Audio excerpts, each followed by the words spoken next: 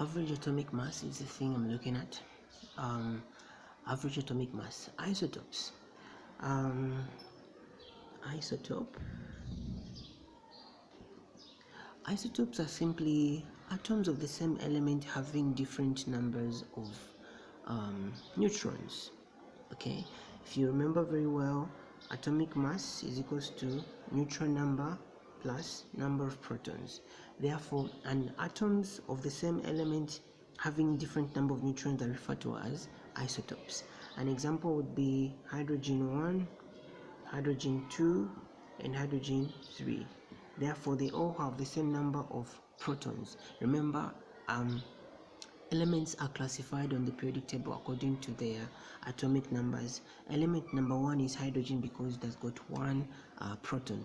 Element number 2 is helium because it has got 2 protons. Number 3 is lithium because it has got 3 protons. Therefore, if you use neutrons, you discover that there are atoms that may have the same atomic number or proton number but different number of neutrons. So neutrons differ, and these atoms having the same number of protons but different numbers of neutrons are referred to as isotopes. Or in other words, you can say they have the same number of protons but different mass numbers. So how do you go about in your calculations if you want to use atomic mass when the given element has got isotopes like hydrogen? You simply calculate the average atomic mass, and this average atomic mass is on the periodic table. You find average atomic masses. You don't find the mass of one specific isotope. Therefore, almost all elements, like a number of them, have got isotopes except for a few, like fluorine has no isotopes, sodium, aluminium, manganese, and a few others have no isotopes, but the rest have isotopes. And how do you do that? How do you calculate the average atomic mass? You simply have to know the percentage abundance. Okay, percentage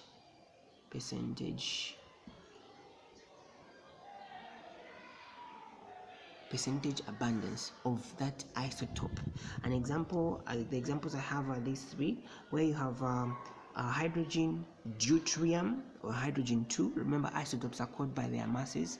Deuterium is also known as hydrogen 2, or tritium, which is also known as hydrogen 3.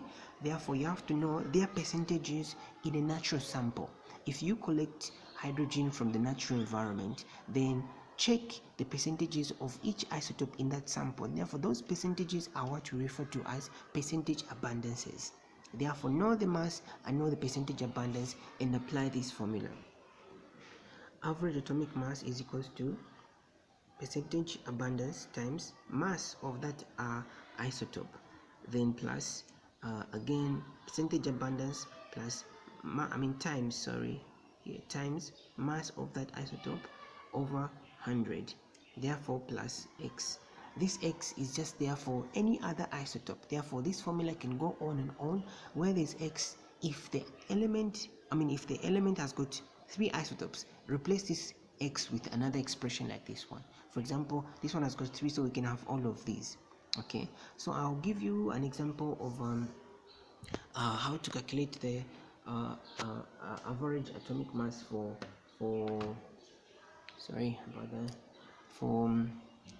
boron. Boron has got 2 isotopes, and there's boron 10 and there's boron 11. Their average, the percentage abundance of boron 10 is 19.9%. Then the percentage abundance for boron 11 is 80.1%. And already you can tell by looking to say the average mass is likely to be closer to that of boron 11 somehow. If we proceed, I apply this formula then.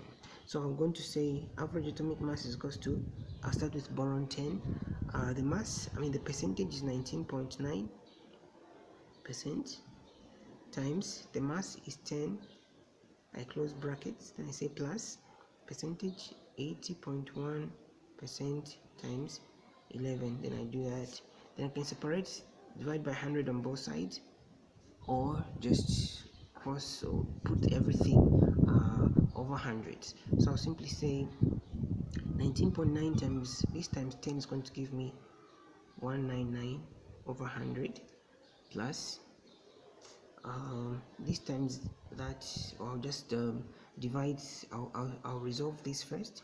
Therefore I'm going to have 0.801 times 11. Hopefully I haven't lost you.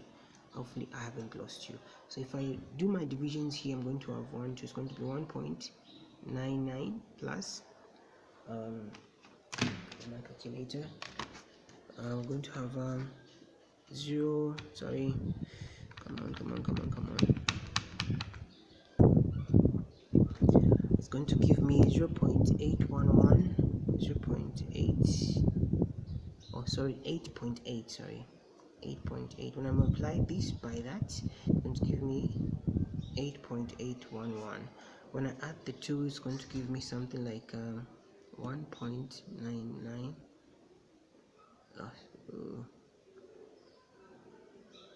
0.99 gives me 10.801. Therefore 10.801, you can tell that from this mass, this average mass, it's more closer to the 11 than to the 10.